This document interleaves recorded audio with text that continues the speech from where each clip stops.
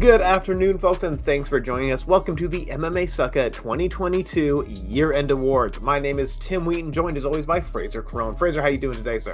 The Christmas jumper's on. The end of year awards are set. I'm very excited about this because we agree on some ones, on some of our picks, and we disagree on others. And you were saying off air just before we came on, you looked at some of who we predicted to be champion next year. So don't listen to us in this one. Yeah. It gets a little bit dicey when you get to a couple of the picks, but it is what it is, and we'll roll with the punches. We don't get everything right, but we do get a lot of things right. Well, yeah. Let's start with last year. We did the 2021 year-end awards, and then we played a game of will this person be champion at the end of 2022? And it's amazing. We get to look back. So I'll go through each one. At the time, Brandon Moreno was the champion. Brandon Moreno is currently the interim champion, as we were just like doing the math. Would this person be champion? Frazer said yes. Tim said no. Somehow we're both technically right, actually. Yeah. Would Aljamain Sterling be champion? Both of us said no. Both of us were wrong. Alexander Volkanovski. Frazer said no. I said yes. I don't remember what we were seeing at the time. Was there like a really good contender at featherweight or something? I'm assuming I had a lot of faith in Max Holloway, which didn't quite play out. He got old fast. Charles Oliveira. Both of us said yes. What were we thinking? Right. Not quite right, unfortunately. Kamaru Usman. Both of us said yes. No faith in Leon, unfortunately. Israel Adesanya. Both of us said no, and we were right about that one. Good for us. Glover Teixeira. I didn't see it being Alex Pereira. I'll be honest. I thought it would be more going down the Robert Whittaker way, but a no's a no. We got it right. We got it right. Yeah, I remember because the conversation was like, yeah, there's got to be a wrestler like a Brunson or a Whittaker. No, but so Israel, no. Glover, no. It's a weird division. Francis, both of us said no because we commented. The Cyril Gane fight was just like the next month or something like that. So we were like, no, it's gonna be Cyril Gane. Oh man. Anyway, so that was the 2022 predictions, and now let's get into our year-end awards. Frazer, do you want to set it up, or what's going on? Where do we start? Well, I think we can set it up by saying that the UFC has been the standout promotion again this year, and a lot of our picks are UFC fighters, our UFC fights, our UFC storylines, our UFC performances, our UFC knockouts, our UFC submissions. And that's because they just have the best fighters in the game. I've been really disappointed with Bellator this year. I really don't think that if anything, I think they've slightly regressed. Yes, they've had the tournament, the bantamweight tournament, which has been, somewhat entertaining, but without the actual champion Sergio Pettis in the tournament due to injury, there's nothing they can do about that. But it feels a little bit like they're doing a tournament for an interim champion. Ruffian Stotts is obviously the champion at the moment, but he's not. I think PFL and One Championship have been really good this year, but they just haven't quite had, from our perspective, they've been really good because we watch PFL, we watch One Championship, we follow the sport. Crossing over into the mainstream of the sort of Western market, especially for One Championship, I still don't think they've quite crossed over. They almost had the crossover, but now that they're going on Prime and they're doing a show in America, they're on Amazon Prime. I think next year will be a really big year for One. And like I say, Bellator haven't really grabbed the ball by the horns. KSW and Cage Warriors and some of the smaller shows. Great stuff. But they've been great, but again, it hasn't crossed over. The one of the biggest stories to come out of KSW was the fight this past weekend between Pudanowski and Soldic. And is it a big story, or is he a big sort of Polish star? I think it's the latter. But yeah, so it was Pudanowski. Who's the Senegal guy? Was it Rug or somebody else? Like 300. It wasn't that. It wasn't as good. It wasn't quite that.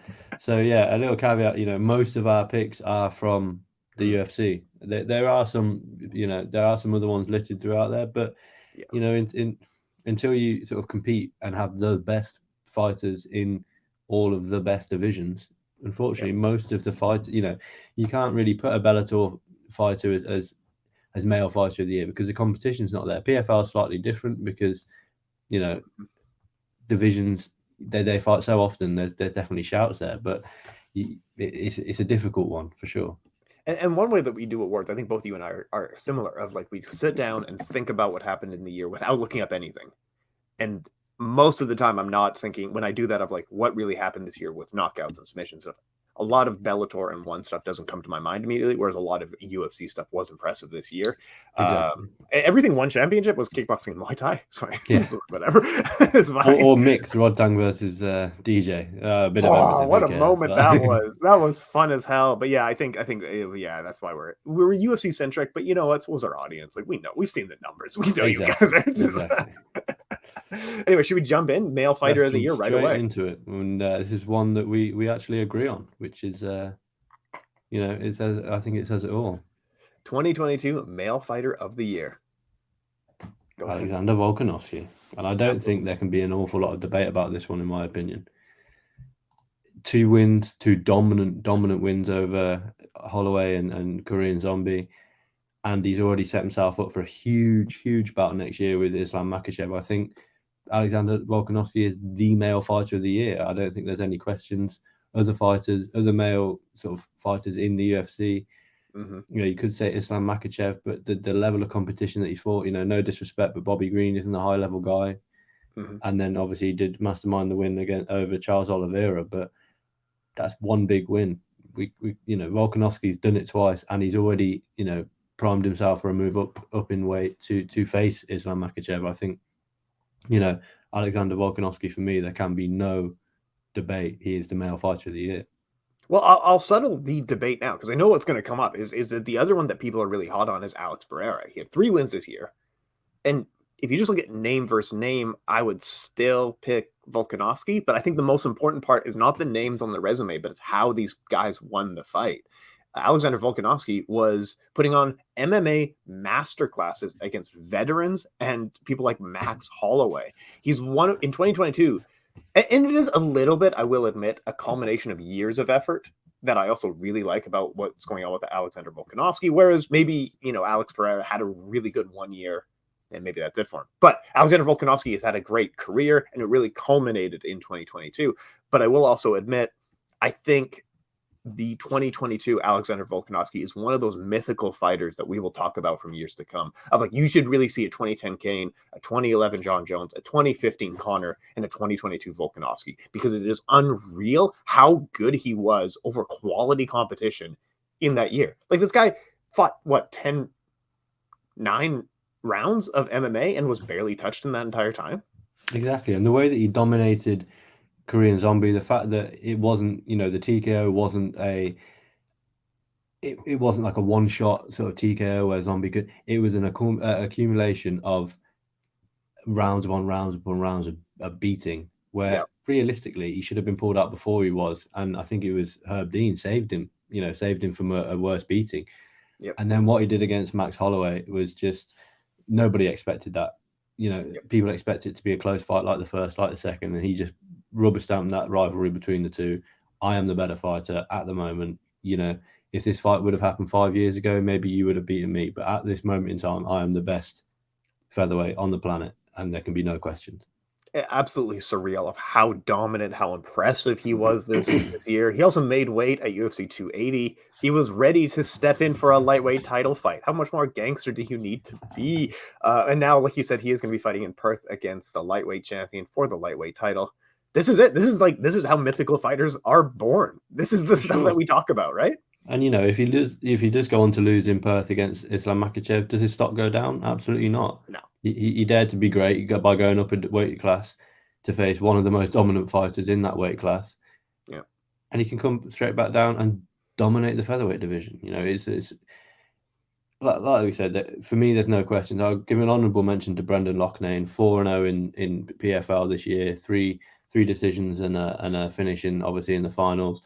Featherweight champion, millionaire, really, and obviously he then went on to corner Darren Till, which didn't quite go his way, but an honourable mention. But for me, the level of competition that Alexander Volkanovski's faced, we were talking about Max Holloway being, one of the best featherweights to ever walk the planet, and he absolutely rinsed Max Holloway. Chan Sung Jung, multiple-time UFC headliner, former, title challenger before this fight, and just didn't give him a sniff. And it was just, a phenomenal performance. And at the end of the day, for me, there's no questions. Male fighter of the year, Alexander Volkanovski.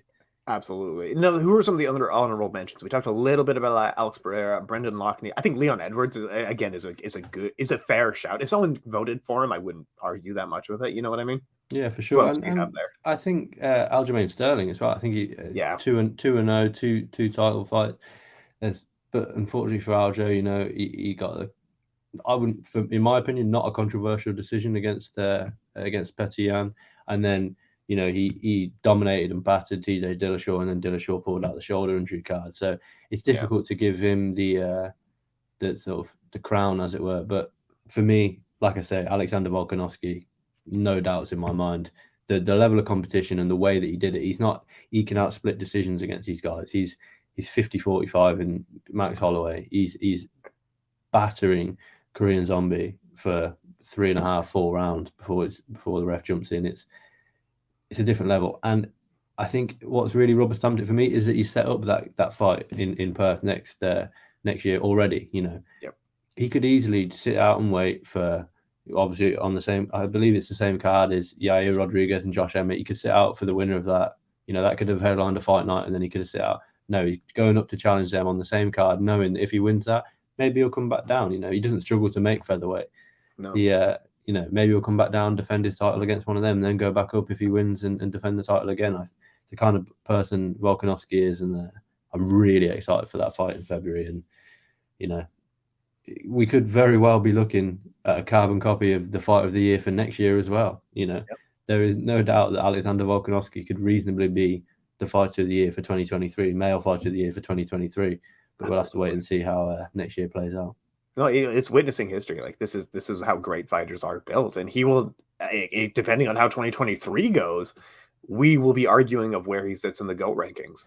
Without a doubt. This is how good he has looked, and depending on how it's 2023 goes, yeah, he might be male fighter of the year again this time next year. Insane, just insane how talented this guy is. For sure. And like I say, like you alluded to there, we could be debating one of the greatest fighters of all time here. Yep. And to not have him as male fighter of the year, in my opinion, is a mistake. Absolutely. I co-sign with you. But if you pick someone else, let us know why we're wrong in the comments, please. Yeah, please for comment. Sure. Because that's what this is all about. These are mine and Tim's picks. Yeah. I definitely have got some that are slightly left field. Tim's probably got some that are slightly left field. But let us know in the comments. Let us know on Twitter. Let us know on Instagram why we're wrong, or why you think we're wrong, or why you might have someone else. Because my next pick for female fighter of the year might ruffle a few feathers. I know. I already saw it. Go ahead. Female fighter of the year for me, 2022, Larissa Pacheco. Let me get mine out of the way because it's easier. Weili Zhang.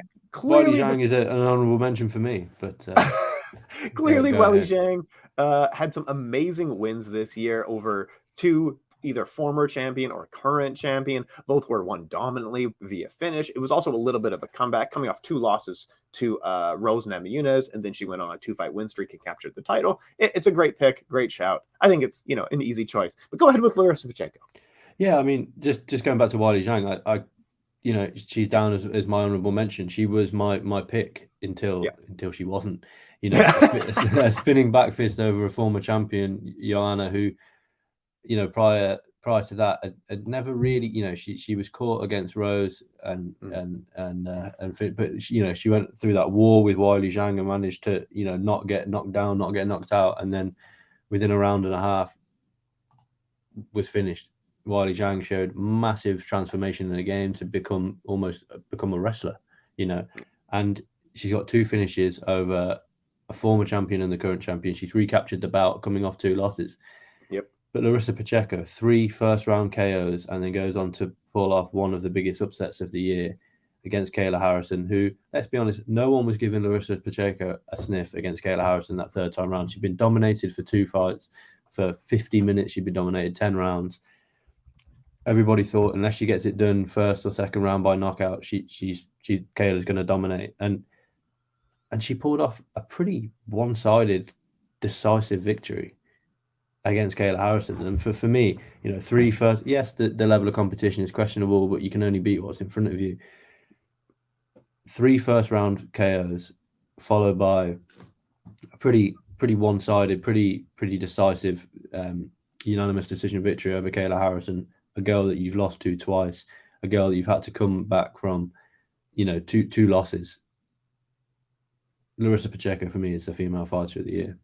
Yeah, she made the division finally quite fun. That 155 women's division, like she came in on a 5, like you were saying, it was a 5-fight first round knockout win streak going to the Kayla Harrison fight, which is absolutely insane.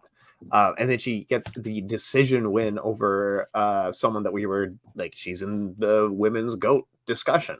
Exactly. She gets a win over her. That's Larissa Pacheco did have an absolutely incredible 2022. I think it's a fair pick. It is a fine pick. I don't think that it will be the consensus pick. I think Weili Zhang will be the consensus pick because of this whole UFC thing. But, if you look at Larissa Pacheco on paper, like you say, five first-round KOs, heading into that Kayla Harrison fight, she should have been a big pick for a lot of people, and yet she just wasn't because it was Kayla Harrison. And yet she upset the odds and she upset the bookmakers, and a brilliant performance from Larissa. But, I think some other shouts, I saw the was it Fighters Only had Valentina as their fighter of the year. I'm not quite sure how. I think it's fan voted.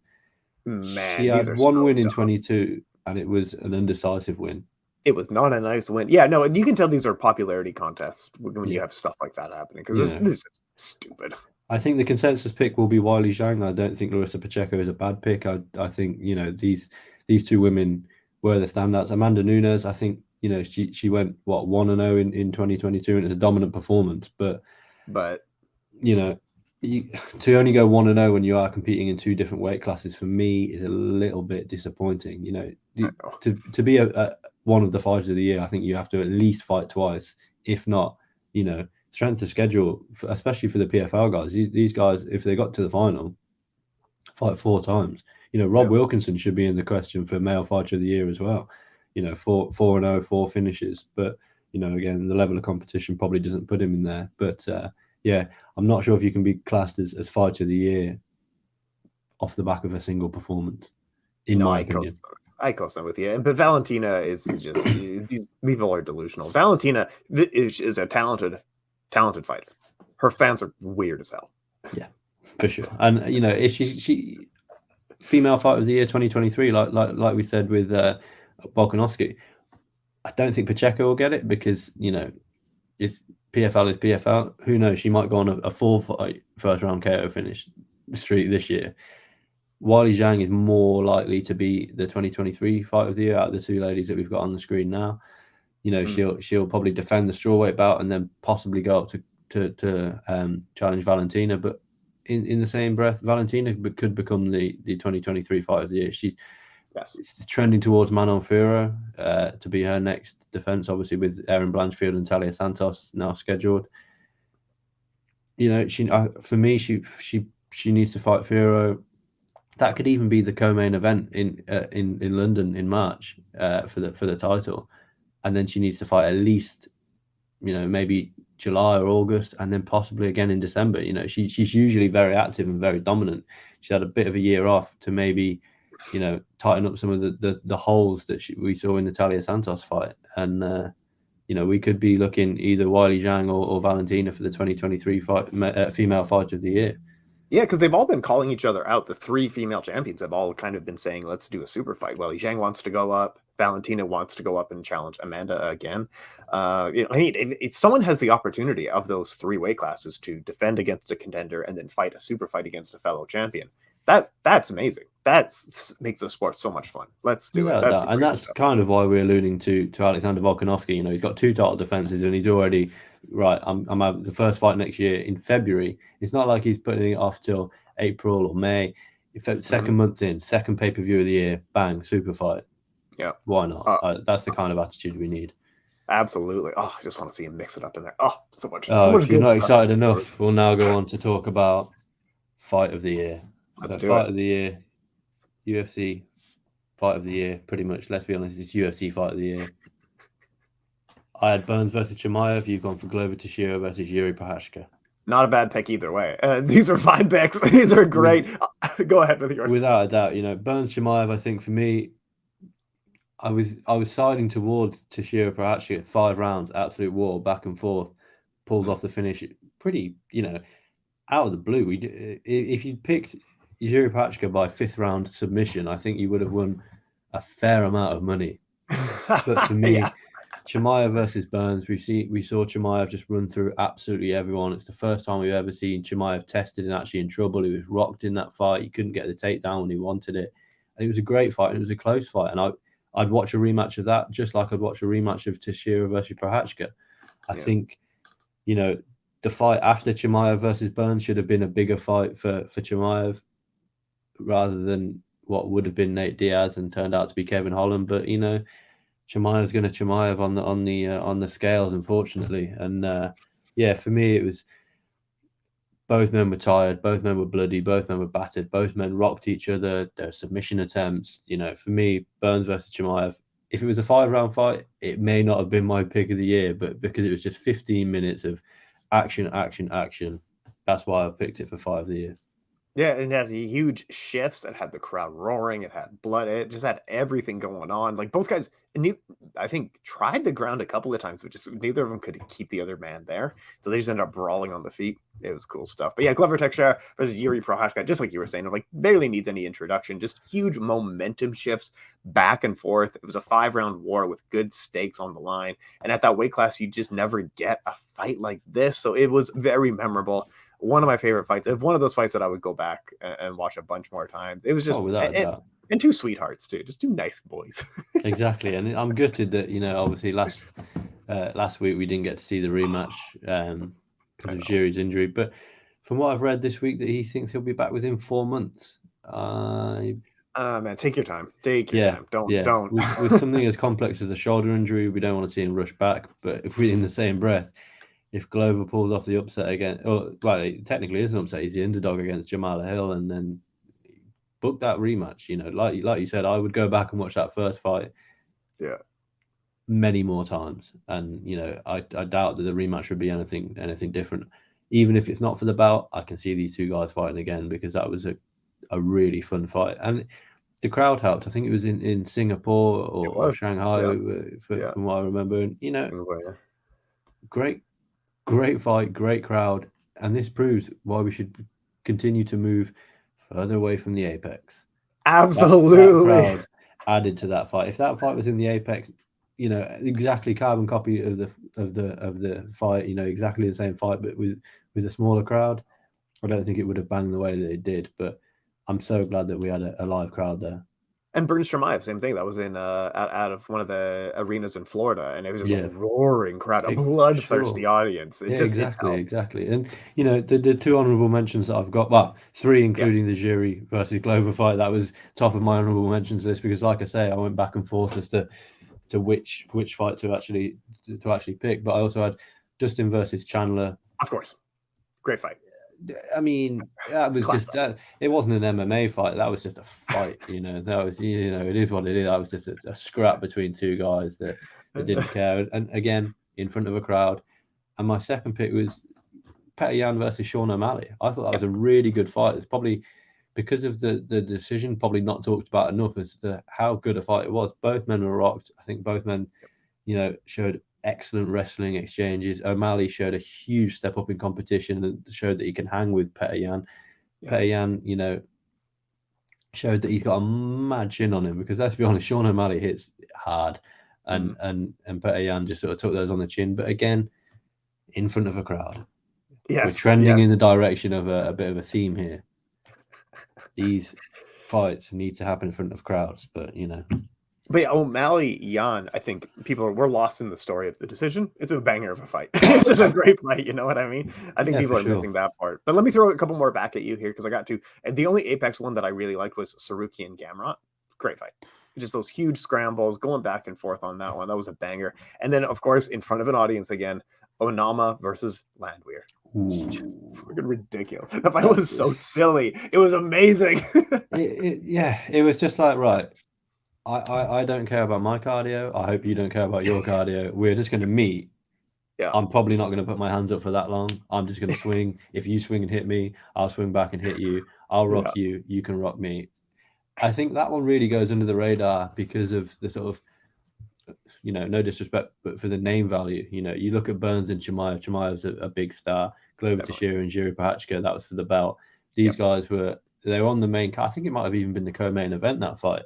On a fight night though. It was the exactly night. Co-main event on a fight night. If you only sort of tune in for the bigger fights, you probably haven't heard of Onama and Landwehr. But if you haven't seen that fight, I'd be surprised for a start if you haven't seen that fight. But if you haven't, go back and watch it.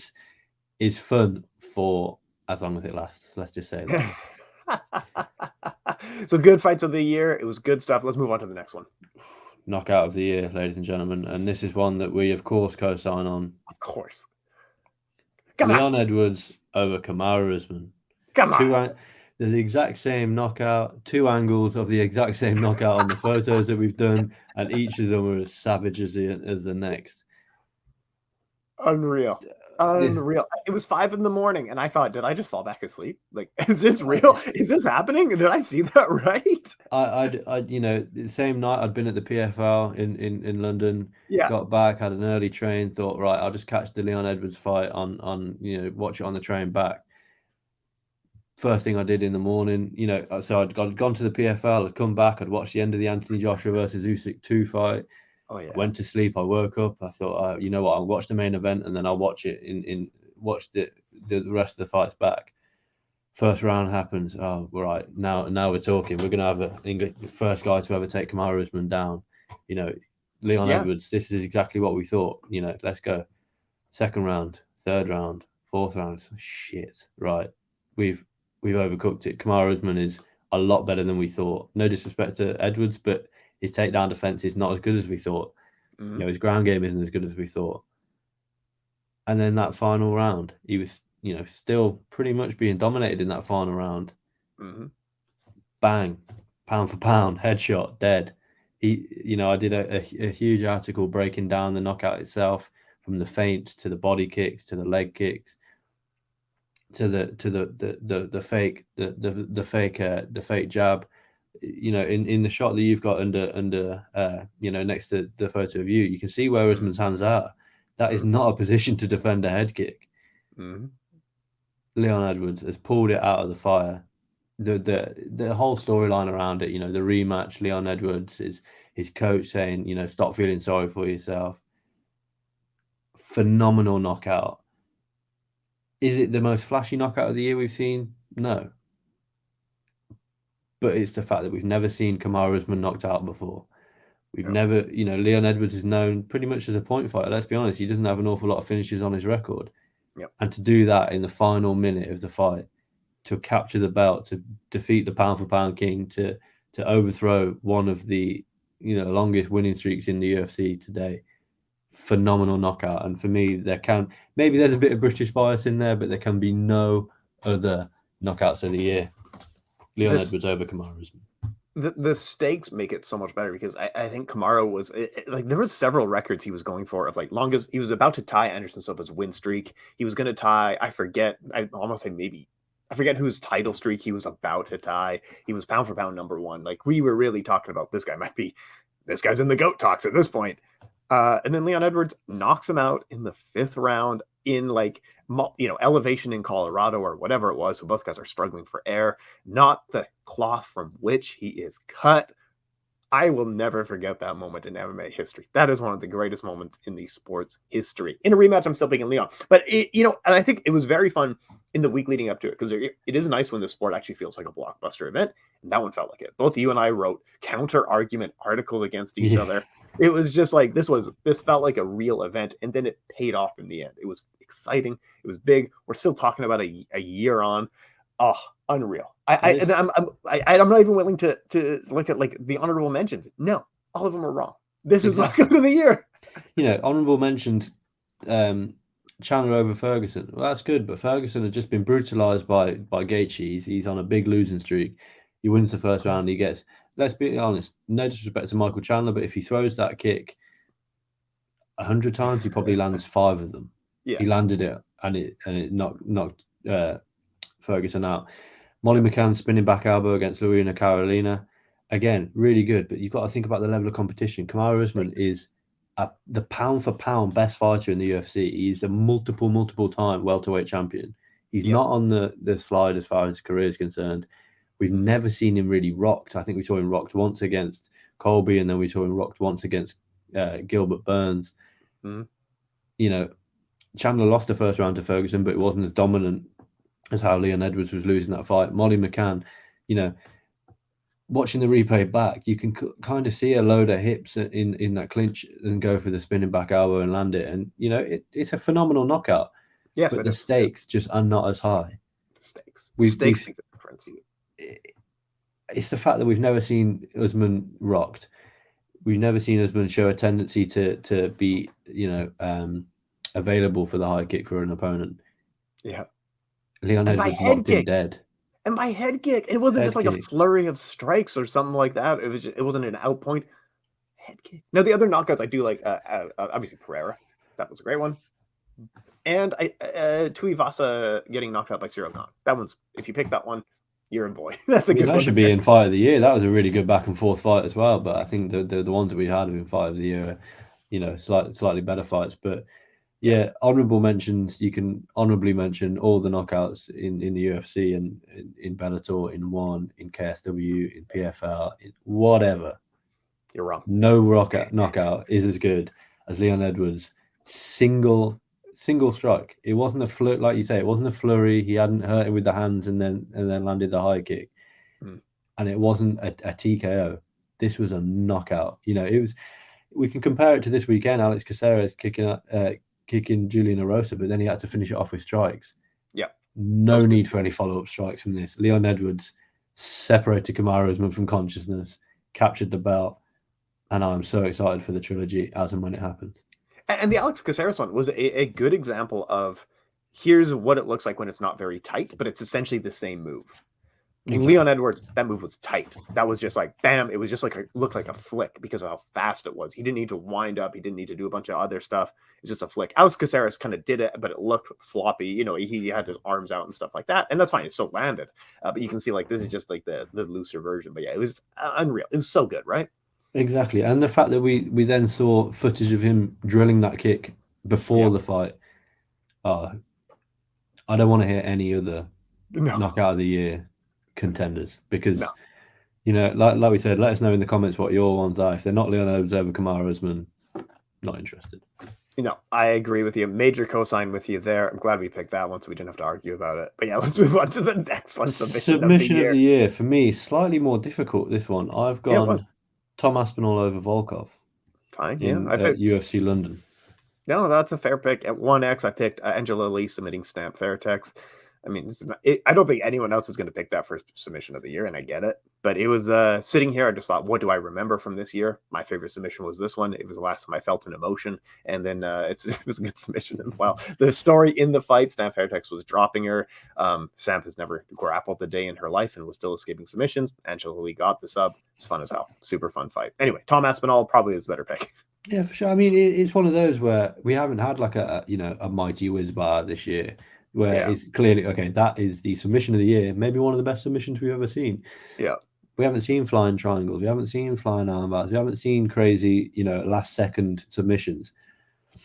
But for me, one of the more niche submissions that we've seen this year is Tom Aspinall's sort of straight armbar, Americana, whatever you want to call it, submission over Volkov. And I think what adds to that is that we've never really seen Tom Aspinall's full ground game. You know, he did submit Arlovsky, but Arlovsky kind of just gave up his back in that one. What again also makes it, for me, is a massive step up in competition for Tom Aspinall. First headlining bout at UFC London. Obviously, he went on to headline against Curtis Blades that we choose to forget. But the performance as a whole for me was boxing the ears off Volkov, took the fight to the ground, Americana. I mean, for me, it's difficult with submissions because, most submissions are choke submissions. We don't see a lot of arm bars. We don't see a lot of leg locks. We don't see any twisters. Bryce Mitchell pulled off the twister, which got our submission of the year, I believe, last year or the year before. I can't quite remember. But we don't see a lot. Most submissions are guillotines, are Darce chokes, are rear naked chokes because they're simple. But, you don't get a brilliant submission of the year without setting it up. So That's what made, you know, DJ's mighty whiz bar so strange. There was no setup for that. The setup was the suplex, to which he was already setting up then the armbar against Ray Borg. So it's not like he was, you know, constantly searching for the armbar throughout the fight. He suplexed him and then pulled his arm off. For me, Tom Aspinall didn't set this up. He sort of saw the opportunity from half guard, from side control, and took it. And, you know, along with the performance as a whole, I think that's why I gave it to Tom Aspinall. But I enjoy your pick. The fact that, you know, it's one of those where she was defending submissions. It's that never give up attitude of just search for the submission. It'll come, and here it is. But I do like Tom Aspinall as well because that submission that never happens in MMA at this high of level, because it's usually thought of as something that's very easy to defend. You just don't see that submission very often, and no one has beaten Volkov like that, like ever. Even now, even going up to now, no one's beaten him that dominantly. We were surprised by how quick Tom Aspinall got it done. It was a really impressive performance. People tend to outpoint Volkov, you know, and do it with relative ease, or, as Derek Lewis showed, just absolutely knock him dead in the last seconds. Fine. I don't think we often see Volkov sort of not only beaten on the feet, but then taken down and beaten. You know, Curtis Blades beat him, but he ground out a wrestling sort of based finish. Yeah. Tom Aspinall beat him up on the feet, took him down, and submitted him. I think it was a phenomenal performance overall by Tom Aspinall, and then topped off with that finish. But I think the reason that we're struggling with submission is because so many good submissions this year, the story was not the submission. The story was the fight itself. And I'll give you examples of like Teixeira Prohaska. The submission is not the story. The fight is really similar with the other one that people like, which is Oliveira versus Gaethje. The story, the submission was not the story from that we remember from the fight. The fight was what we remember. The submission was just like a cherry on top. Whereas with Tom Aspinall, the submission was the focus. The submission is the impressive part of what happened there, right? For sure. And, you know, with Oliveira Gaethje, Oliveira dropped him. He was getting back to his feet and he submitted him. It's kind of, you know, if you do that against Oliveira, these things are going to happen, unfortunately. That's why the guy is the record holder for most submissions in the UFC. So, you know, Tom Aspinall isn't exactly known in the mainstream for his submission game, but obviously now it's going to be people are going to be a lot more aware of Tom Aspinall's ground game and a lot more weary of it, I think. Absolutely. Tapology on its votes has Krylov versus Craig as number one. Yeah, all right. I mean, yeah, that's. I actually don't mind that one. I wouldn't. Yeah, I do like that one. You know, that's Paul Craig all over, isn't it? He'll pull off, you know, little awards like this. You know, his submission of Ankalaev probably got my submission of the year that year because it was, you know, last second triangle. Yeah, why not? You know what I mean? It's crazy, but yeah. You know, moving on now, we have performance of the year. So now this is a performance for me. For me, this doesn't exactly have to get a finish. You know, just something that we didn't expect. This is a new one. We didn't do this category last year. For me, Volkanovski versus Holloway performance of the year, and obviously you've gone with Makhachev over Charles. Yeah. I'll do my. You've got Islam. No one expected it to be that dominant when Islam Makhachev beat Charles Oliveira. That dominant. He shut out a guy who was on like an 8-fight win streak at the top of lightweight. He was submitting top lightweight contender, former champions. He was casting them aside. And then Islam made it look like he was in a different league. It's just absolutely unreal. But yeah, a huge performance. Performance of the year stuck out to me, Islam Makhachev. Please go ahead, sir. Yeah, it's one of those where, you don't go to the ground with Charles Oliveira. Keep it standing. Don't go to the ground with Charles. He went to the ground, didn't care. Yeah. Absolutely dominated Charles Oliveira without a doubt. You know, it's just dominant, to be honest. And it's the exact same reason as I picked Volkanovski versus Holloway. This is a close fight. Volkanovski, you know, he narrowly won both the first two fights, but Holloway's coming off the big win against Yair Rodriguez, and you know, Volkanovski, you know, he's taken a little bit of damage here and there against, you know, Ortega and whatnot. Absolutely didn't give Holloway a sniff throughout the entire fight. Volkanovski's going to batter the leg kick. He didn't have to. He didn't have to batter the leg kick, you know. And it was just like we say. For the performance of the year, we've got knockout of the year. We have submission of the year. Performance of the year is who we think put on the best MMA performance, who dominated their opponent from start to finish. And both of these examples show Volkanovski dominated Holloway from start to finish. Islam Makhachev didn't give Charles Oliveira a sniff for, what was it, a round and a half, 2 rounds, Something best like part that, yeah. of. Not even close. I could have been in there with Makhachev, and I would have put him as, he would have been as damaged as Charles Oliveira. So, but Volkanovski Holloway it's a masterclass. It's a tactical masterclass of fighting a guy for 10 rounds and it being close. The last 5 rounds in their series weren't close at all. No, how did you step forward? So, like, he advanced in his skill set and advanced in his tacticianness. How did you advance that much? Like, it is absolutely insane that he took such a leap forward in his skill level and just put it on. By the end of their third trilogy, their last bout, we were all sad for Max Holloway. Yeah, that's how it was done. It was. There's no competition now. There's no Figueiredo Moreno call for a fourth fight. Yeah. Volkanovski is 3-0 up. They've gone 15 minutes. They've gone 15 rounds, 75 minutes. Yep.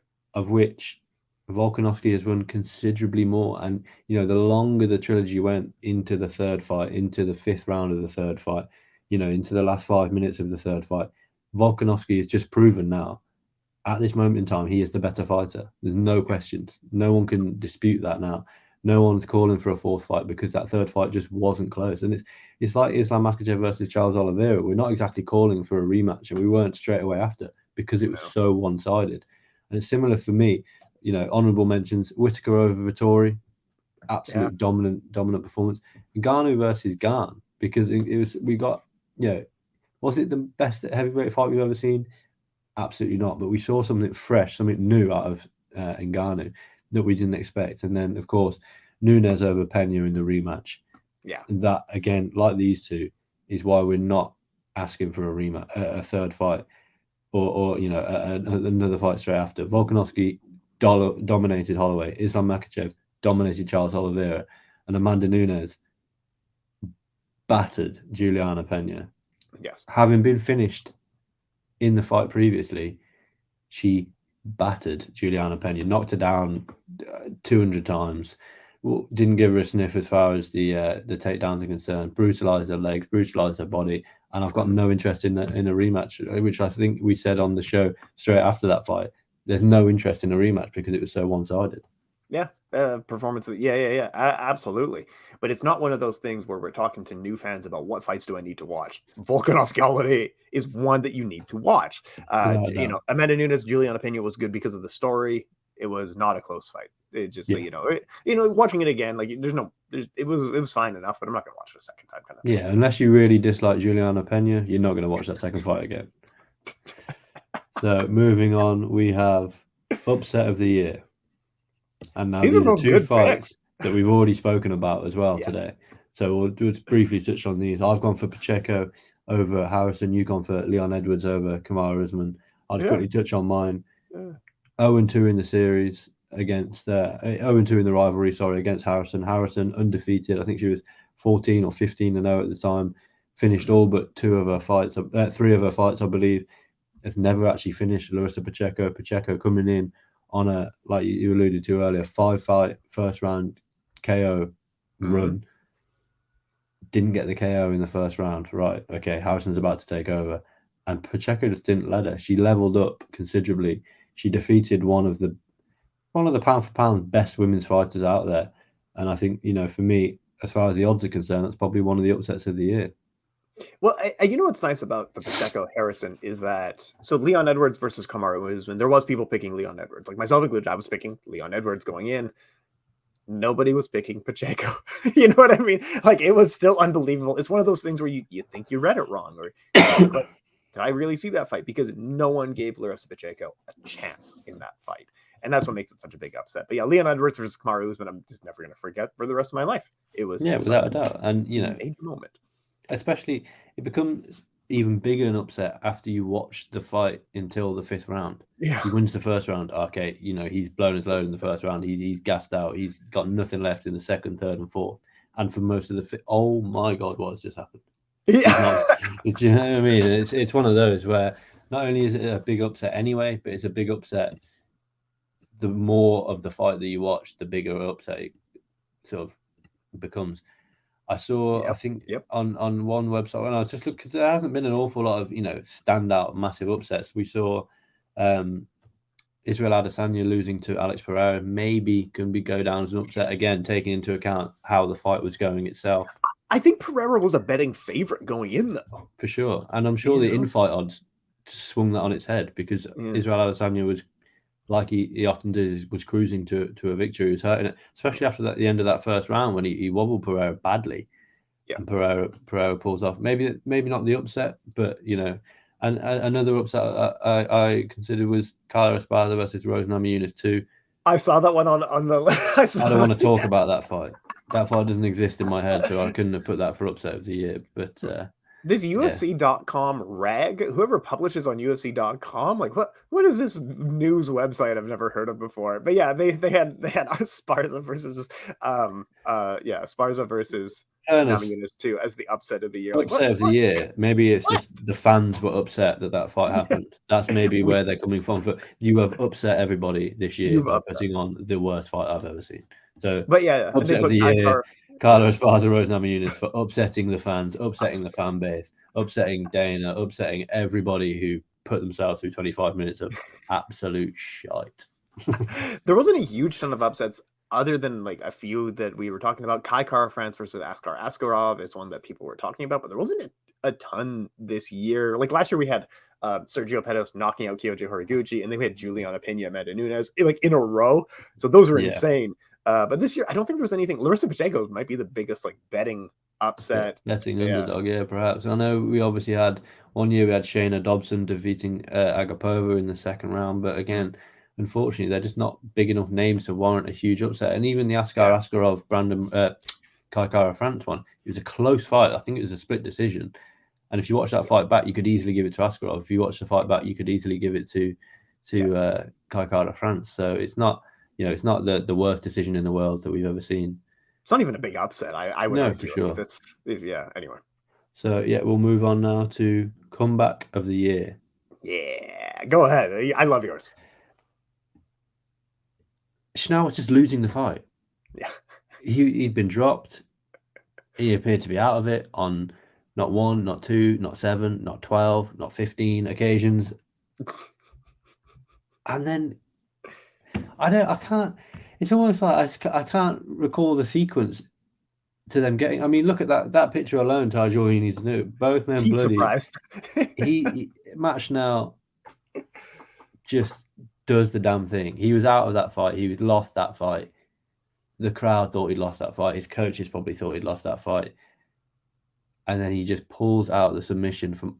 It's not even like he's pulled out a crazy knockout where he's caught his opponent. He's pulled out a submission where he's worked his way into that position to get the finish. Mm-hmm. It's not the most high level. The biggest names that we've seen. Mm-hmm. A phenomenal comeback, and because for me a comeback of the year has to be where someone is being pretty badly dominated and they pull it off against all odds. And I think with both picks here, Schnell and Pereira. I think this is, I think both picks. I was considering putting Pereira in as my pick, but I've gone for Matt Schnell. And in reality, I think we both picked Leon, but we just could keep picking Leon for the whole thing. This list is just about Leon, so I had to pick something out, and it was Alex Pereira versus Israel Adesanya. Just kind of the determination, knowing that he needed a knockout. Asked his corner, do I need to knock out? And they said, yeah. He went out and got a knockout. And what a night it was. What a story it was. It's just, what a year for MMA. This was such a fun fight, this one. Exactly. And I think, it kind of alludes to what we were talking about earlier on. At the end of the first round, Alex Pereira was out on his feet. If that round goes another 10 or 15 seconds, we could be sat here saying Israel Adesanya, male fighter of the year. Yeah. Winning by knockout. Israel Adesanya, potential knockout of the year. Yep. Pereira was saved by the bell in that one, and then came back and with 0.5. He was 0.5 to a loss. Yeah. Until he caught Adesanya. Oh, what a performance that was! And now we'll move on to comeback fighter of the year. This was a tough one. This was hard. Yeah, this was a tough one to pick. I can't lie. I somewhat stole the picks from because there was no one. I think last year we had. I can't remember who we had last year even, but Aljamain Sterling for me, he was ridiculed last year heavily for his acting skills against Petr Yan. He was a heavy underdog coming into that. Despite being the champion, he was a heavy underdog coming into that fight against Petr Yan in their rematch. Mm-hmm. And he showed massive improvements to not only win the fight, but to dominate in rounds, to almost finish. I think the rounds that Aljamain Sterling won were more dominant than the rounds that Petr Yan won, as far as, the back control, almost getting the rear naked choke multiple times, the control time and whatnot, the damage that he was inflicting on Petr Yan when in those positions. And then to take on TJ Dillashaw, it was an injured TJ Dillashaw, but it is what it is. Yeah. That's TJ's fault for going in there and dominated him. He battered him for a whole round. And then the second round starts, TJ's shoulder goes back in, and then it comes back out, and he dominates him and he finishes him, and he set up what I believe is a huge fight with Henry Cejudo at some point early next year. I think he's won over a lot of fans with his performance against Petr Yan, and he's won over a lot of won back a lot of fans with his performance against TJ. And TJ is sort of the drugs cheat, the villain, and I think for Aljo to have beaten him in the way that he did, like I say, he's won back a lot of fans, and I think that's important for Aljo. For me, comeback fight of the year because of the amount of fans that he's probably won back after a tough 2021 for him. Well, yeah, he didn't have any goodwill in the octagon from fans, and this year I think he recovered a lot of that by putting on good fights, by putting on tough fights. His fight with Petr Yan was great. I think it was a genuinely really good fight. But yeah, I think he probably won back a lot of fans. Willie Zhang had 2 losses in a row. It came back this year, 2 wins in a row via finish, won the title. No, here's why this year was hard. I just went back and checked what we picked last year, and you can see why we struggled this year. Comeback Fighter of the Year 2021, Brandon Moreno. Of course. Like both of us were just like, yeah, both of us picked Brandon Moreno. Yeah, cut from the UFC, had a few fights in LFA, came back, a few more fights in the UFC, wins the belt. That is a comeback story. Yes. Whereas both of these guys, Aljo was the champion, Wiley Zhang, former champion, still in the title picture. Yeah. It's, for me, Wiley Zhang, great shout, because against Joanna, she was staring down the barrel of potentially 3 straight losses and out of title contention completely. And yet she pulls out a spinning back fist, a dominant performance and a spinning back fist against Joanna, and then just goes in there and just steamrolls through Carla Esparza. Yes. Phenomenal performance. And, like we said, it was a tough one this year to pick, but I think, I don't think many people can argue with our 2 picks. But again, please get in the comments and let us know who your comeback fighter of the year is. If did we miss anyone? I think, was there someone like Brandon Moreno who just like resurged? I don't think there was. I don't think so. If you look down the divisions, it's not been like a fighter coming out of retirement to quickly win. Comeback fighter of the year, maybe Leon Edwards, after people were kind of writing him off against Usman. But again, those in the know knew how dangerous Leon Edwards is. I don't think anyone predicted. He was like a 10-fight win streak. What comeback? Exactly. And I don't think anyone predicted the way that he'd finish that fight. But again, ridicule from the fans. Leon's not, he doesn't cross over into be a huge star with the fans, but I think he will do now. And for 2023, we already don't know who the comeback fighter of the year is, because we might get someone coming out of retirement and going on a crazy run, or just say his name, Conor McGregor. Say his name. I know who you're talking about. I'm alluding to maybe a Darren Till being a comeback fighter. If he can pick up 2 or 3 good wins off the back of 3 straight losses, we could be looking at Darren Till as a comeback fighter of the year for 2023. But only time will tell. It's horrible. It's horrible. You have so much more hope. You're like, maybe next year, maybe this year's maybe next year. Maybe he's got a title shot. He'll become champion. Okay, yeah, a little bit too soon. He's headlining in London. Oh, he's going up to middleweight. Oh, he can't get in the country. Oh, okay. He's split decision Calvin Gaston, but he only split decisioned him because let's be honest, he'd had a rough fight week. He was drawn out. Going up against Robert Whittaker. Oh, he's dropped Robert Whittaker. Oh, he's lost. Oh, shit. He's lost. Derek Brunson. Oh, shit. He's lost that. Dricus Du Plessis.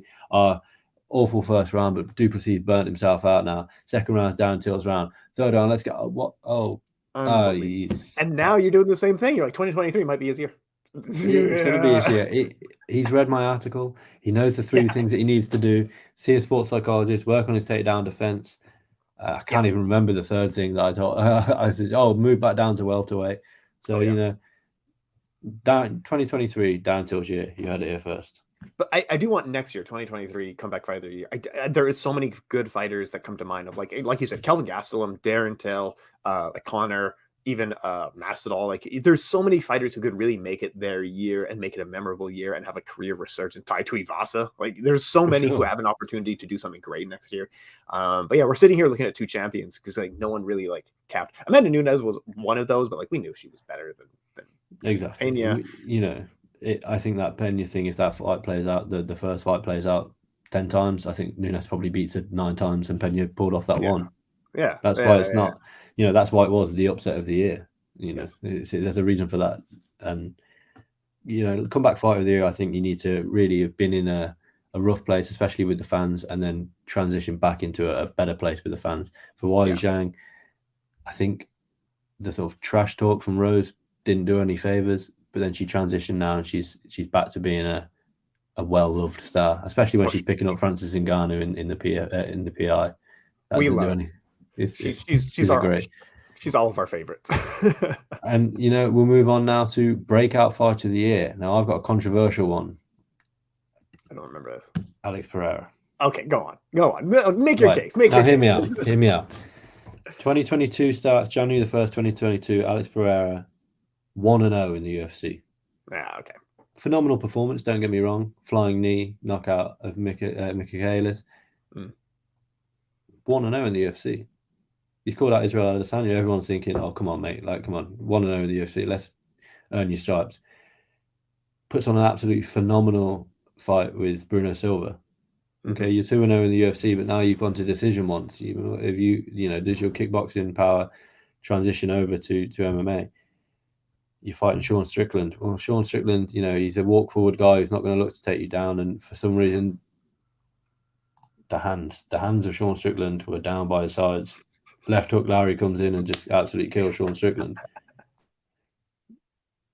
That sets up a fight with Israel Adesanya. 1-0 on the 1st of January, and he'll be finishing 2022 as the middleweight champion of the world, having won the fight by knockout, come from behind knockout. Upset of the year, in fight, potentially one of the upsets of the year, comeback of the year in that fight. First man to ever finish Israel Adesanya in MMA, first man to beat Israel Adesanya at middleweight in MMA, and he didn't do it by just sort of how Jan Blachowicz did it and utilized his size to wrestle him. He did it on the feet, where Israel Adesanya is supposedly one of the best strikers we've ever seen, and Alex Pereira, I think, is now broke out from. For me, breakout fight of the year needs to go from relative unknown in the MMA scene to massive star, which is what Alex Pereira done. 1-0. We knew him from glory days. Yeah, hardcore fans knew him. Fans of kickboxing knew him, of course they did, because he's had a whole life outside of MMA. But then to transition over to MMA, go 1-0 again, he's still not transitioning into the mainstream. He's now an MMA household name, the middleweight champion of the world, Alex Pereira. That's true.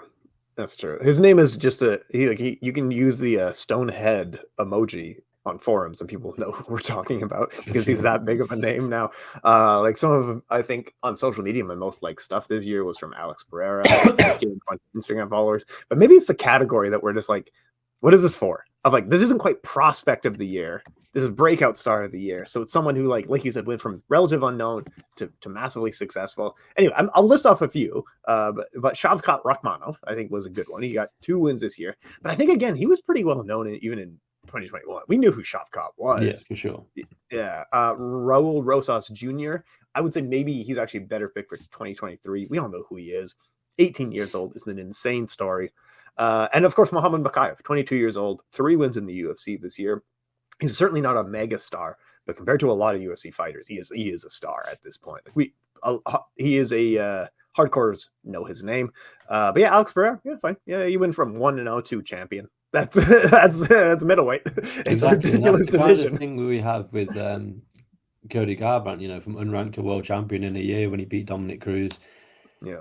Alex Pereira has done pretty much the same thing. He was unranked, and now he's world champion by finish of Israel Adesanya. I think other shouts, Mohamed Mokaev, phenomenal shout again. We knew him from his IMAF days, and then he was fighting him over in Brave. Now he's come over. He'll be on that match card in London without a doubt. He's calling out every single person that can ever make 125. Yeah.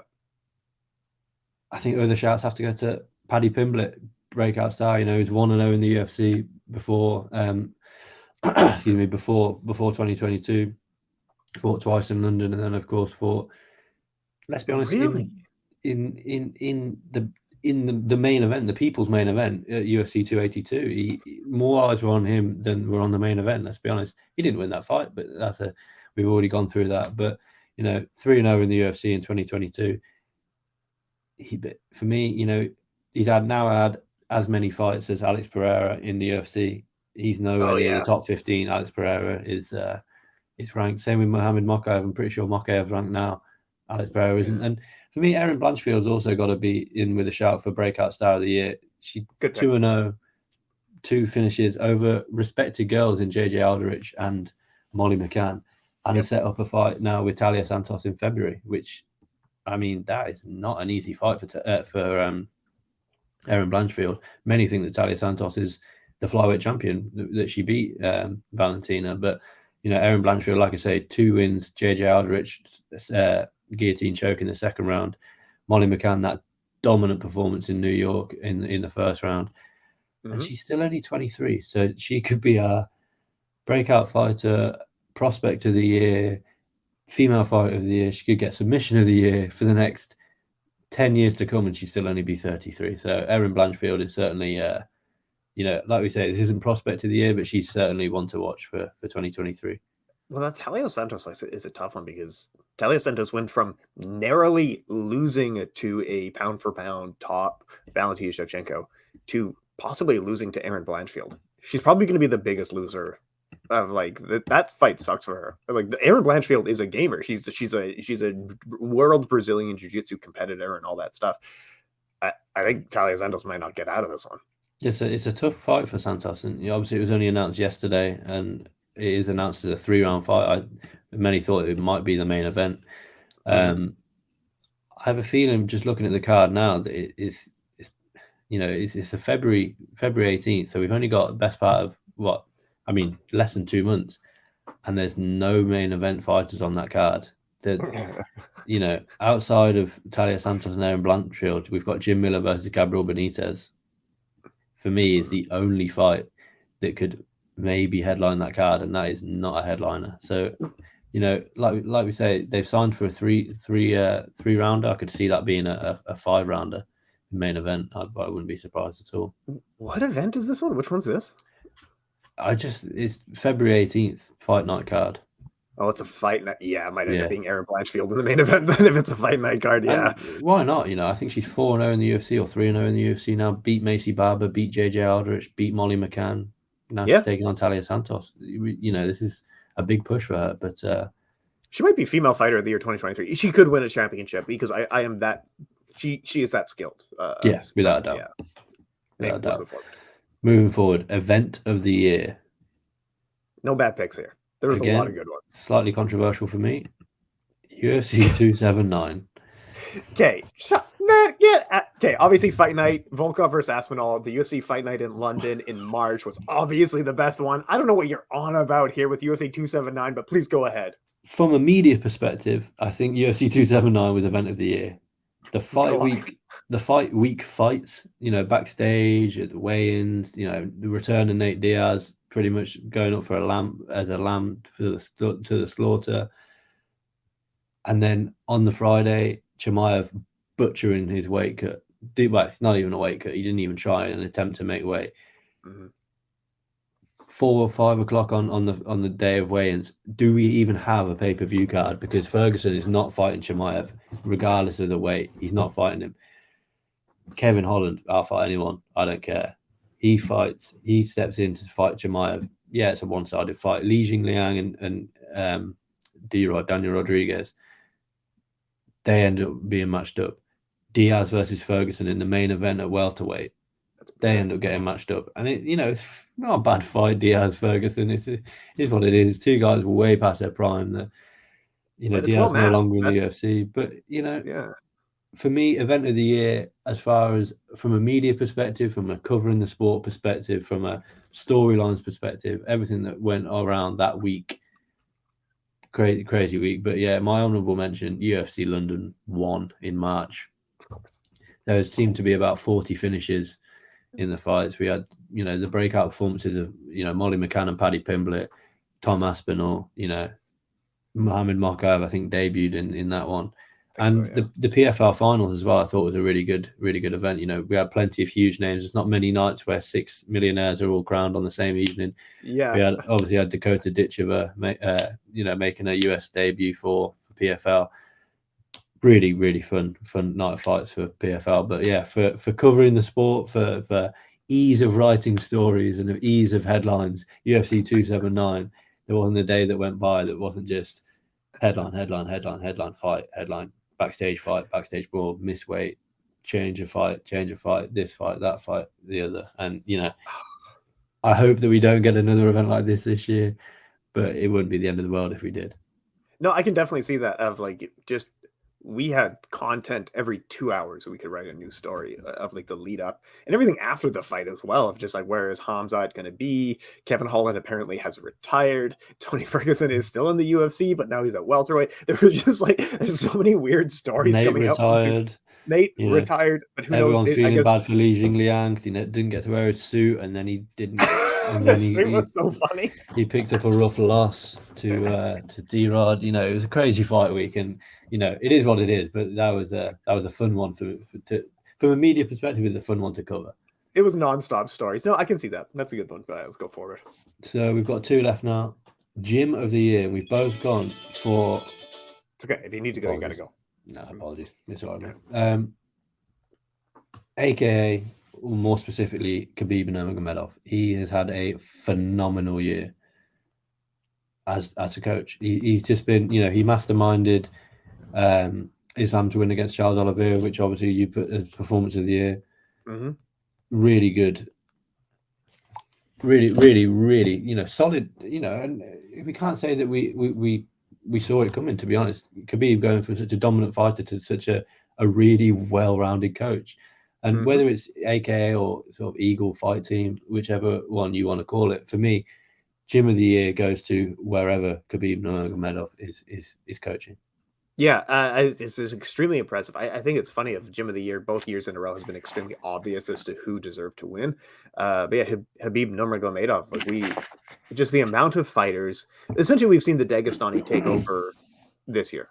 It's been building up for a few years, but because Khabib went from an undefeated champion, retired, and just went to coaching full time, now we've seen the Dagestani take over in every organization. Bellator, we've seen in one. We've seen every organization has seen these guys take over. Pretty much name a division, and Khabib has a top 5 guy in it.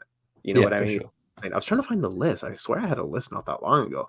But yeah, he's coached a bunch of people to top 5 this year. He's got even more undefeated prospects going in. The entire gym has something I saw earlier this year, their combined record is 120 wins and 4 losses or something. Just something crazy like that. Yeah. You're top of the game in the lightweight division in the UFC. You're at the top of the game in the lightweight division. Or is it the lightweight or featherweight with Usman Nurmagomedov in Bellator? You got Saeed Nurmagomedov just pulling off the comeback win this weekend. Yeah. Just phenomenal stuff from Khabib and his team. And, I think if you just, we're geeks of the sport. If you just watch what he was saying to Islam in that fight with Charles Oliveira and with Bobby Green, I mean, it's very much a passing of the torch from Khabib to Islam, and I'm excited to see how they get on in Perth, because the fans are going to be, let's be honest, he had a home tie against Charles Oliveira in Abu Dhabi. He's going to be very much in enemy territory in Perth when he faces Alexander Volkanovski, and I think Volkanovski is going to provide different challenges for him than anyone that he's ever faced. And I'm buzzing to break that down nearer the time. With Khabib in your corner, it's got to give you that extra 10% confidence, where I think we're seeing it with Islam Makhachev. He's got that confidence because Khabib's in his corner, and rightfully so. Absolutely. No, cosign. I think this was such an easy one. This was such a slam dunk one for us. Just every week we were talking about one of Habib's guys. Exactly. And for me, there's no other sort of honourable mentions. Even City Kickboxing haven't had the best year with Brad Riddell pulling, without a win. Israel obviously losing. They've had Volkanovski, but he's not quite a member of that gym. He has his own coaches, but he gets coached by Eugene Barrowman. Elevation Fight Team, Kamaru lost. Yeah. Justin Gaethje lost. Yeah. Namajunas lost. It's been a rough year for them. Jackson Wink just seemed to be ticking over, but I don't think they've got any world champions. John Jones never made that return that we were promised last year. Holly Holm, obviously, she's making the return in March against, I think it's Jan Kunitskaya. But again, that kind of is what it is. Factory MMA, Extreme Couture they've got Francis Ngannou, but he hasn't fought since March, and then we haven't quite, it's Alliance. These gyms are, for me, Khabib is a standout, and there's no question. So you can look at Khabib and you can think, right, he's a Khabib fighter, he's a Khabib fighter, he's a Khabib fighter. For Alliance, they've got too many fighters. For Extreme Couture, they've got too many fighters that are too up and down. James Krause's gym, And we move on to Story of the Year. There we go. This is a new category for us this year. One of the we just picked what we think is the biggest story in MMA this year. I've gone for James Krause and the betting scandal. You've gone for Francis Ngannou's contract dispute.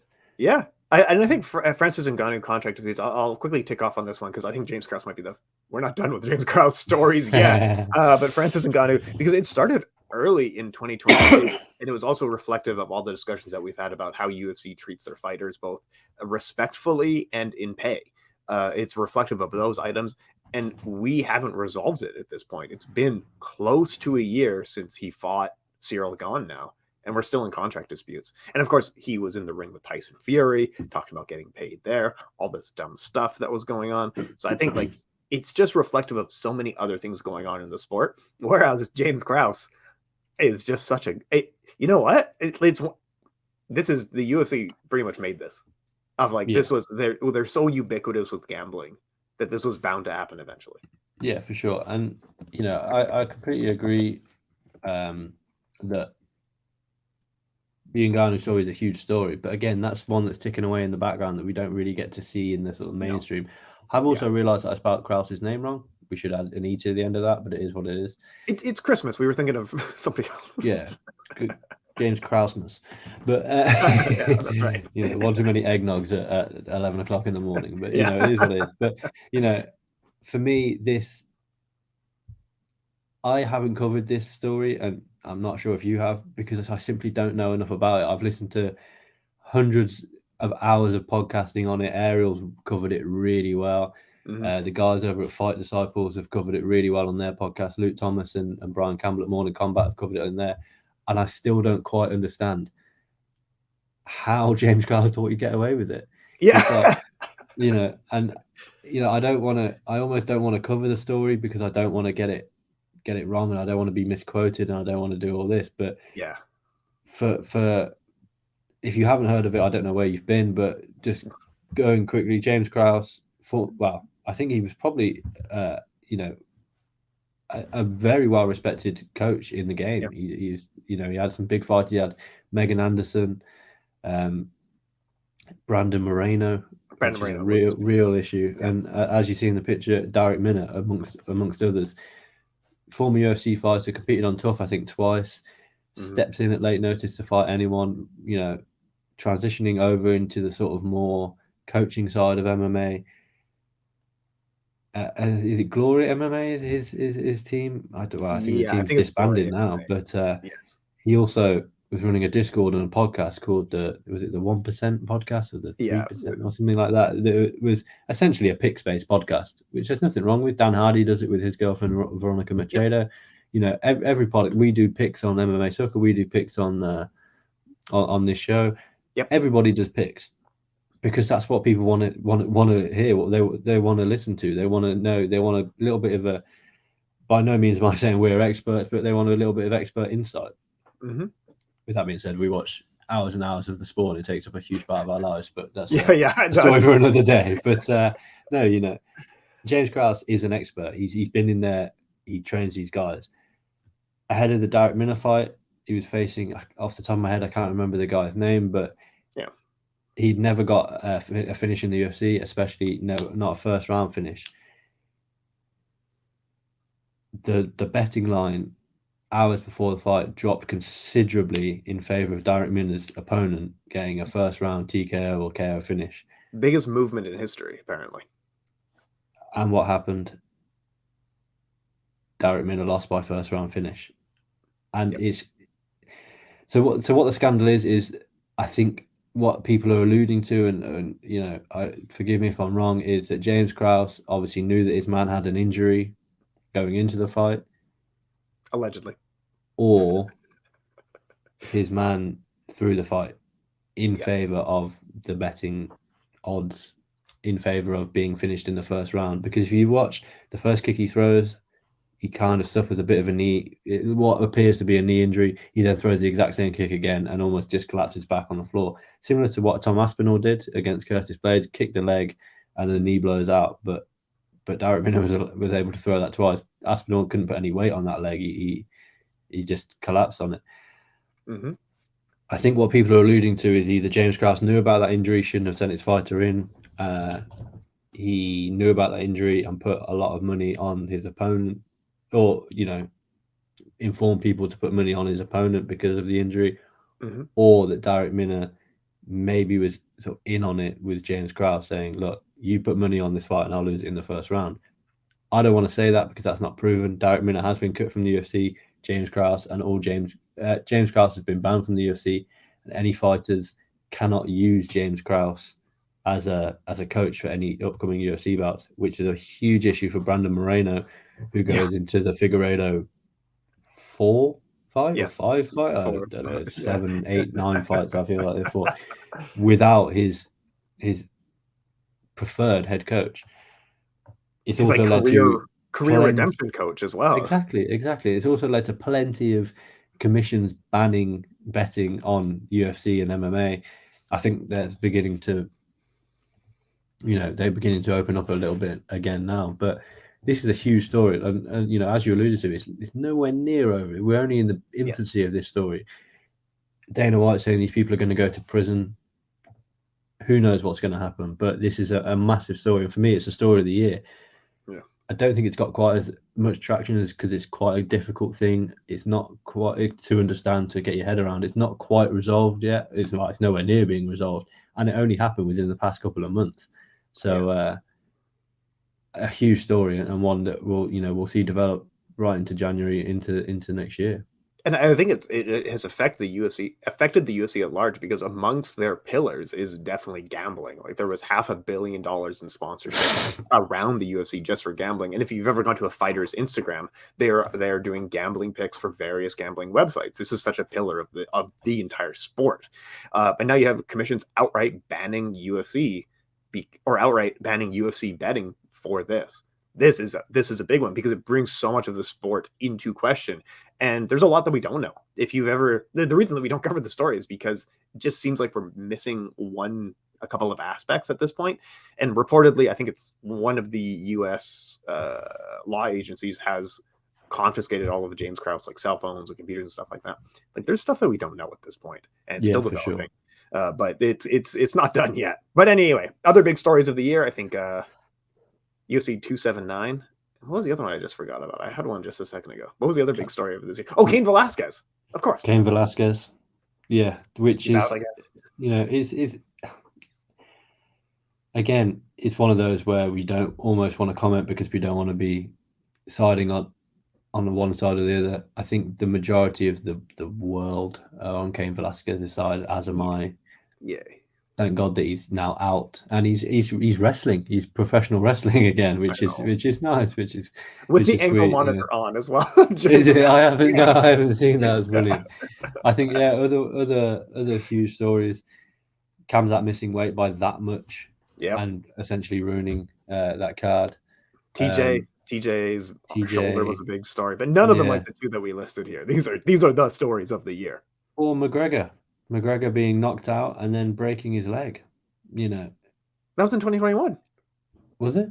Yeah, that's how long he's just been sitting around. He hasn't healed yet. Oh my, right. I know. So I think maybe Scratch McGregor's all of USADA that. thing.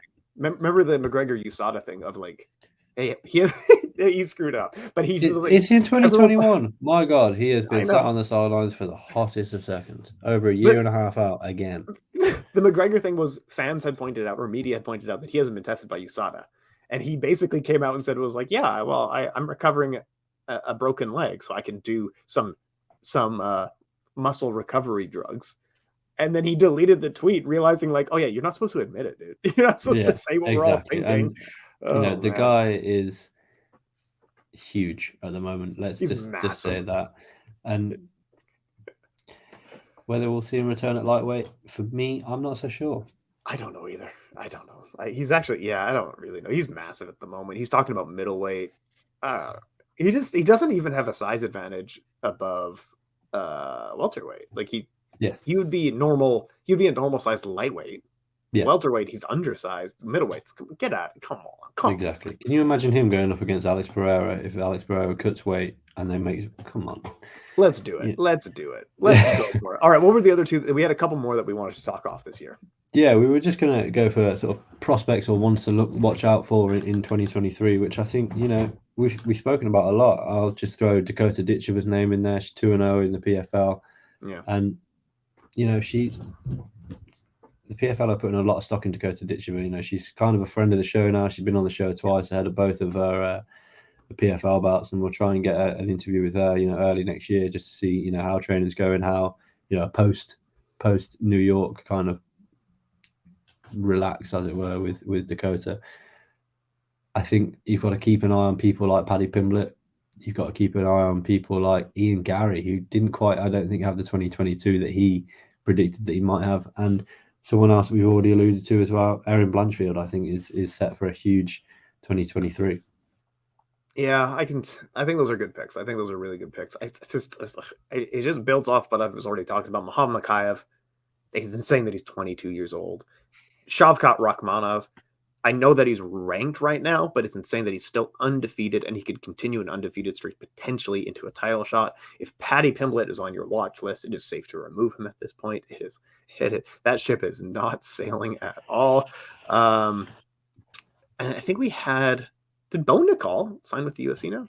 Yeah, he was supposed to fight on, I think, this past weekend's card. Well, sorry, no, the weekend card 2 weeks ago. But Contender Series and then the UFC. Yeah, it's a bit hard to say. Keep an eye on, because we all know who he is and like how big of a deal his NCAA career was. But like, keep an eye on Bo Nicol. He's very good. For sure, and he's got that kind of the style that doesn't transition over greatly into a fan favorite style. He's a wrestler, and not a Dagestani wrestler at that. He's a all-American wrestler where he will look to hold and then look to work a submission. I don't see him being a massive fan favorite, but I think because he's a big name, he may transition. But with the greatest respect, look what happened to Ben Askren. Ben Askren was an Olympic level wrestler. Yeah, he got kneed in the head.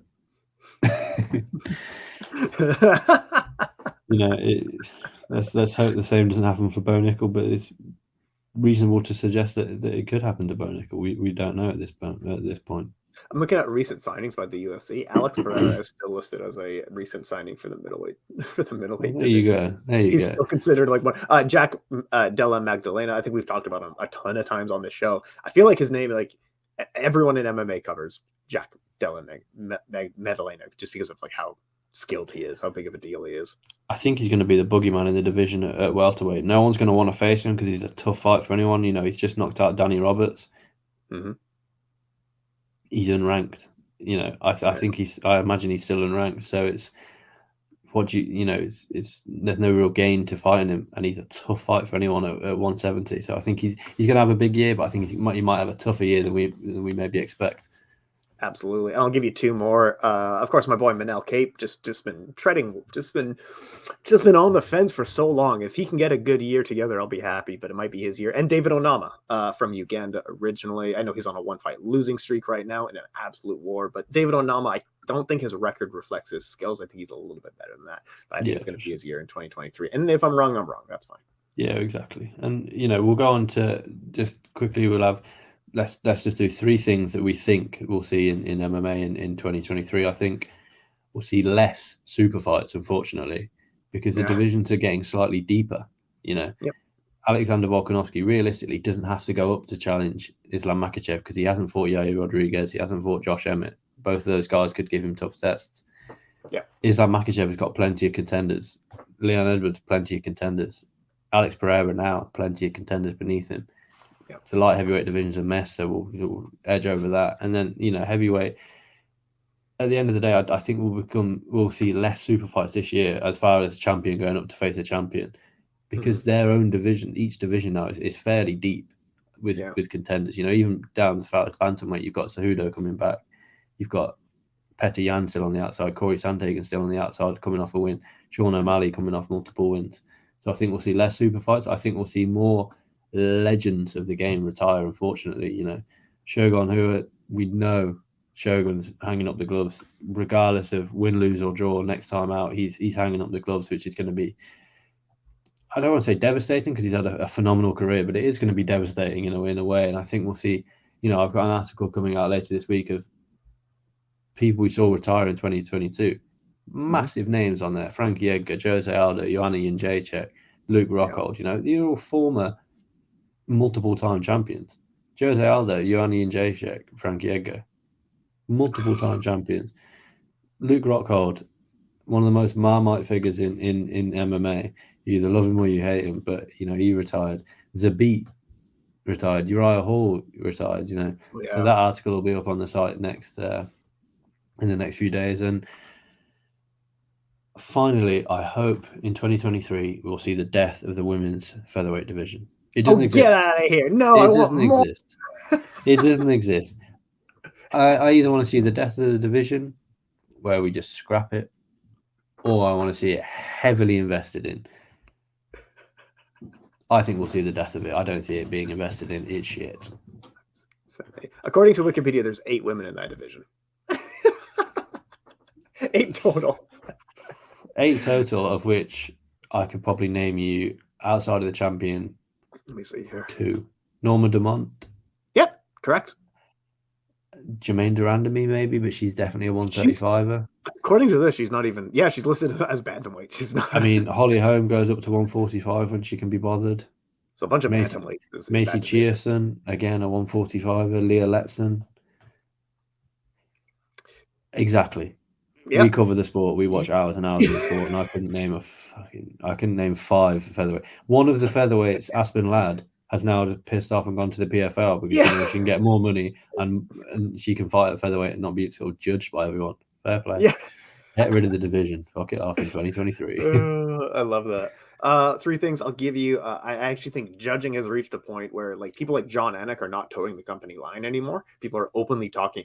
Every fighter on the roster has talked about judging. I think there might be an incremental change, but I think something is going to happen in 2023. But it's so ubiquitous when you have someone like John Anik, a company guy, talking about how shitty the judging is. Yeah. It's time to do something. Yeah. Also, I'll give you the return of Conor McGregor. I think it's going to happen this year. And the fall, and this is tied to Conor, the fall of USADA. I think it's so, we've always known in the industry that something a bit fishy has been going on, maybe in the background there. Conor's probably going to come back with an exception from USADA. And then it's going to be well open at that point that this is clearly a bit silly. It's clearly, I love the idea. The execution has been a bit choosy. And I think questionable, this is really questionable. And you're going to get to a point where fighters are going to be claiming injuries for slightly, it's going to get to a point where you're going to be getting USADA exemptions too often, in my opinion. And, like Conor, like Jiri, I know Jiri hasn't come out and said, but like Conor McGregor's come out and said, I've got an exception because I need it for my... Yeah, that's fine. But Chris Weidman didn't need it. Anderson Silva didn't. Anderson Silva got popped for something else totally weird. Yeah. Anderson Silva. We forget about all of his drug use. But Anderson Silva, the one that... Right, I forgot. Anderson Silva had the opportunity to use that as an excuse, and he still didn't. Exactly. All these people that suffer these bad... Jamala Hill with that crazy injury that he had against Paul Craig. Yep. But TJ. TJ with the shoulder... Well, I mean, TJ.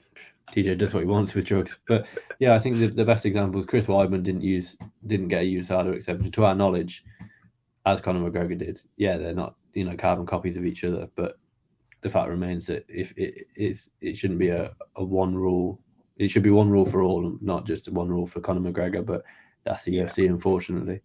The last exemption was Brock Lesnar, and of course, like you needed him last minute. UFC 200 needed a name on it, I guess. But if you think the UFC, like they recognize that we need a guy on this card, so we're willing to issue an exception because this whole thing. That's the thing. That's the problem. Why would USADA willingly issue an exception? Because they work for the UFC. Exactly. They know, like, oh, you need your biggest star to fight at UFC 200? Of course, go ahead. Brock Lesnar. Conor is like 10 times the star that Brock Lesnar is, and that's just a fact. It's just reality at this point. Of course they would issue an exception for him. And I can see us having this exact same debate this time next year when your suggestion comes through with the fall of USADA next in 2023, which it's not too out there. I can see it happen. It's really not. I just think it's going to be out in the open at that point. But let's do a quick one. Let's do yes or no. You can do thumb up or thumb down. Is this person this time next year going to still be holding a title? I'll start from the very bottom. Weili Zhang, yes or no? Yes. Yeah, I'll say yes. Valentina Shevchenko, yes or no? No. I'm also going to say no. Amanda Nunes, she holds 2 titles. Yeah, well, I'm going to say yes to the bantamweight and hopefully no to the featherweight because it will be gone. It won't exist. But, yeah, I think if it stays, of course, she's going to be the featherweight champion. I can't think of anyone who would beat her in that. She's cleaned up both divisions. Okay, anyway, let's move forward. Flyweight. Devison Figueiredo is the reigning champion. Is he champion this time next year? This is a tough one, though. I'd say no. Yeah, I'm gonna say no as well. But I don't know if it's Brandon Moreno either. No, I'm not sure if it's Brandon Moreno. It's a good division. We don't know. It's actually a good division at this point. Sure. It's finally developed. Aljamain Sterling. I'm gonna say yes. I think he's so talented. I want to say Henry yes. Cejudo is a tough fight for him. Oh, Henry Cejudo's a potential.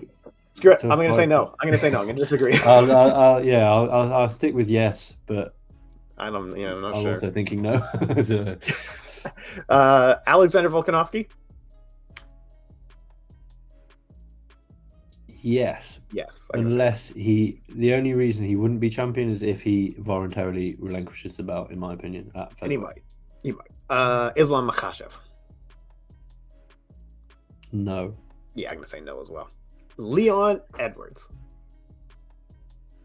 I'm going to say yes. I think if he can avoid, I'm not sure who he'll face in March, but I think he beats anybody that isn't named either Khamzat Chimaev or Kamaru Usman in March.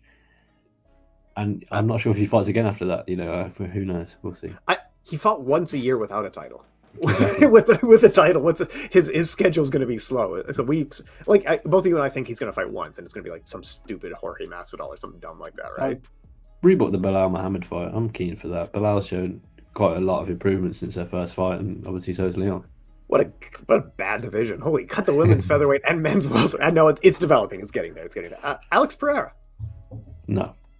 Yeah, I can't see that. I can't see that. Especially with Whittaker being cancelled. Whittaker's fight with Costa being cancelled. I think Whittaker may be next. I think so too. Light heavyweight is vacant. Who do we picture being the champion this time next year? I'm gonna say Ankalaev. Sure, I'll pick Jiri. Even if he fights in like December next year or something really late. Yeah. I hope he heals. But heavyweight, Francis Ngannou. I'm going to say no, but I don't think he loses the belt. I think he maybe steps away from the UFC, as alluded to your story of the year in the contract dispute. God, I'll say... God, yeah, I don't know. I'll actually say yes, but I'm not. I'll say that he won't be champion, but he won't have lost his belt. I think he would have given up the belt to step away. Maybe try free agency. I'm not sure. Yeah, I'll say he sticks with the UFC and then beats every. I mean, it's a weird one. It's just too many moving parts of that one. All right, so we've been here for an entire Mission Impossible or Fast and Furious movie at this point. Frazer, last word. I'll put the author, everything that we're writing down below here. Last word goes to you. What else is going on? Yeah, we'll sign off for the year. I mean, I think it's been, we've been here pretty much every week, give or take a few weeks every week, every sort of Monday or Tuesday, or yes, this is a Wednesday, but it's Christmas week, and you know, every day it just merges into one this week. But yeah, you know, thanks for watching every single week. You know, you guys, you know, we wouldn't do it if we had no viewers. So thanks for watching. Make sure, like me and Tim were alluding to, especially for the MMA awards, it's an interactive thing. So yeah, comment down below, and we'll have a couple of weeks off now over the festive period. We'll join back probably for a bit of a more no previews, nothing to preview, nothing to review. Of course, we've got Bellator and Rising on New Year's Eve, so we'll briefly discuss that. Yeah. We'll just see you in 2023. I think. Yeah, we'll. That's not one to get out of bed for, and when you're off work. So, you know, we'll join back. Maybe some more in-depth predictions, more crazy outlandish predictions for 2023. But yeah, thanks for watching all year, and it's been a fun one. And you know, 2023, we're gonna keep doing the podcast week in, week out. We're gonna keep doubting people like Leon Edwards, and he's gonna keep knocking people dead. So if you remember one thing from the MMA Sucka Podcast in 2022, it's Tom Aspinall's still the GOAT. Leon Edwards is a bad man. Good stuff. Thanks for your time, Frazer. Thank you.